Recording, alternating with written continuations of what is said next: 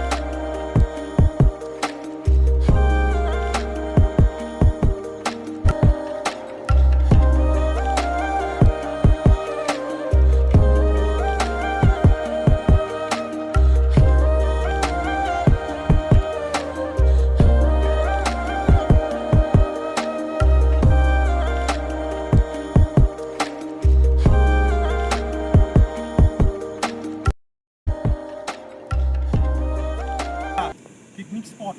बेवहाय नुजाथि फैनो हानाय जोंनि बर' बिफाननि थामथि फरायसम आरो सेथि फरायसमनि फरायसा लोगो नोंथांमोन लोगोसे बेवहाय नुजाथि फैनो हानाय जोंनि बर' बिफाननि मानगोनां सार मेडाम लोगोसे नोंथांमोन आरो आंनि गासै लोगोफोर लोगोसे बेवहाय ओंखाम संनानै जोंखौ जाहोनो थाखाय नुजाथि हानाय आदामोन दा समाव बे समाव जोङो जोंनि गेजेराव बर' बिफाननिफ्राय नुजाथि फैनो हानाय सार बिथां भुमिक चन्द्र बर' डक्टर भुमिक चन्द्र बर' सार बिथांखौ फंनैसो जों बे पिकनिक जानायनि बागै एसे सुंद' बिबुंथि लाखिनो थाखाय गुरै खावलायनाय जाबाय।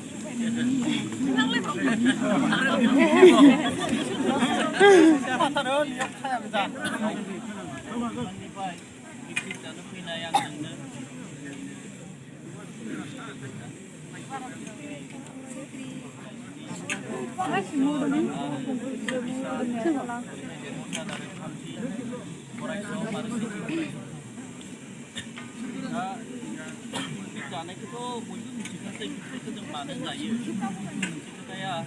सोलोंथायारि पिकनिक होननानै बुङोबा एसे आलादा नाथाय बयबो खोथाखौ एसे माने एसे मा जायो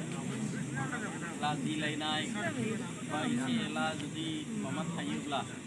मा होनो गोनो गोथो बेफोरबादिनिफ्राय बोरै उदां जानो हागोन बिथिंनिफ्राय साननानै हयथ' दिनै पिकनिक पार्टि मोनसे लानाय जादों बा बे पिकनिक पार्टिनि गेजेरजोंनो जों गासैबो मानसिफ्रा मोनसे सिनायथिलायनाय थायो खोथाया जादों जोङो दिनै हयथ' बाबु मा रोंगौ मा रोङा बे बुस्थुआथ' प्रेजेन्ट जानाय नङा बे बुस्थुआखौ प्रेजेन्ट खालामनो हायो आरो सिनायथिलायनाय मानसिया मा सोलों गियान थायो मा रोंगौथि थायो बेफोर बुस्थुफोराबो जोंनि गेजेराव दिनैसिमबो फार्स्ट सेमिस्टारनिफ्रायनो जोङो गावजों गाव सिनायलायनो हायाखैमोन सोरनि मुङा मा बेखौबो मिथियाखैबा आब' आदामोनखौ थानानैब्लाबो मुंफोरखौबो मिथियाबा जोङो बांद्राय टाचाव थानो हायाखै दा दिनै जोङो बेवहाय जोङो सिनायलायनानै हयथ' जों साफ्रोमबो सिनायलायगोन बा जोङो सोर मा सेमिस्टारनि बेखौ जोङो मिथिनानै लागोन आङो बेखिनिखौ बुंबाय आरो आङो बड'लेण्ड मुलुगसोलोंसालियाव फरायनो फैनानै गावखौनो माने माबा मोनसे रोंनो थाखाय फैनाय बायदि मोन्दों गोदान मोनबाय थादों डिग्रियाव जोङो फरायदोंमोन खिन्थु सा साज्राङै फरायदोंमोन खिन्थु बड'लेण्ड इउनिभारसिटियाव हाबफैनाय लोगो लोगो थारैनो मानसिया फरायबाथाय दि ओरैनो सा साज्रां फरायनाङा बे मोनसे गियानखौ हाबनाय मोनदों आरोना माखासे बिनानावफोर आरो आंनि लोगोफोरखौबो लोगो मोननानै आरो सारमोनखौ लोगो मोननानै जोबोद गोजोननाय मोनदों मानो होनोबा जों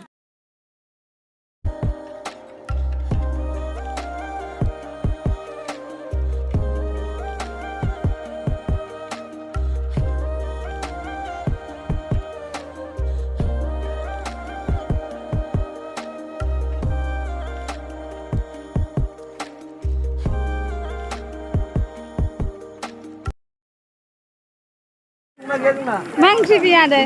दाउ एवनाय दावनाय जा गोथाव मोदोमखादों बैसिम मोदोमखादों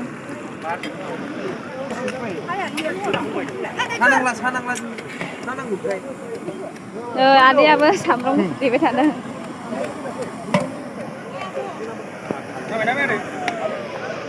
बे मा आदै अमा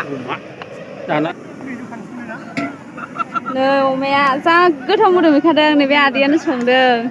बैयाव थानायाव मोदोमलायहैदों अमा औ आदै जाबाय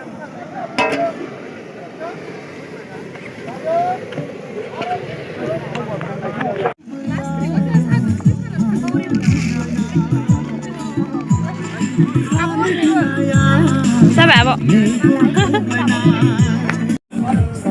जोंनि सारमोन बियो सारमोन लालांसै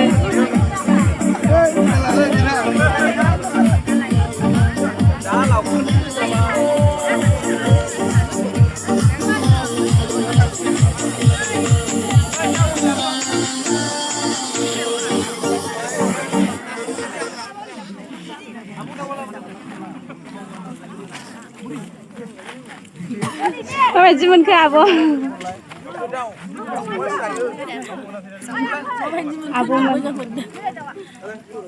नै आब' फुजायाबो बेदर जागासिनो दं दाउ बेदर जादों आङो गोथावना आब'आ गोथावानो जादों माबायदि मोनदों ओमफ्राय लावखार ओंखाम जाफैनानै बिराद मोजां मोनदों आरो माखासे नोंसिनि डिपार्टमेन्टनि माने नोंसिनि क्लासफोरखौबो आरो ओमफ्राय जोंनि क्लासनि माखासेफोरखौबो ज' लोगो मोनलायहोनानैहाय माने लोगो जाहोलायनोबो बेफोरबायदि लावखार ओंखामफ्राव ओंखारनांगौ आरो माने बेफोर जोंनि बर'नि गोजाम जाखानायफोर नालाय बेफोरो बेवहाय जों खालामबाय थानांगौ जोंनि कालसार जायो आरो बेफोरो ओमफ्राय दा मोजां मोनदों फैनानै लोगो मोनजोबनानै बयखौबो थेंक इउ आब'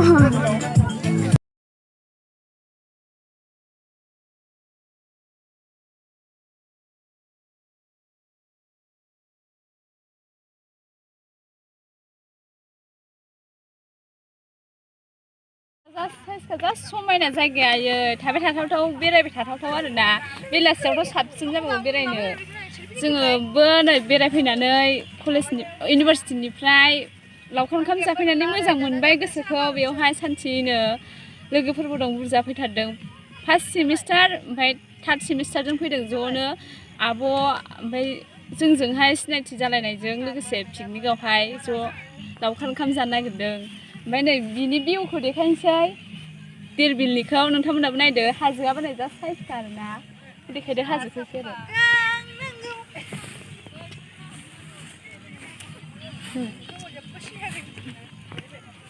बिलनि समायना भिउखौ नायफैदो निउ इयाराव बयबो पिकनिक जाफैदो इन्जय खालामफैदो एसे निउ इयाराव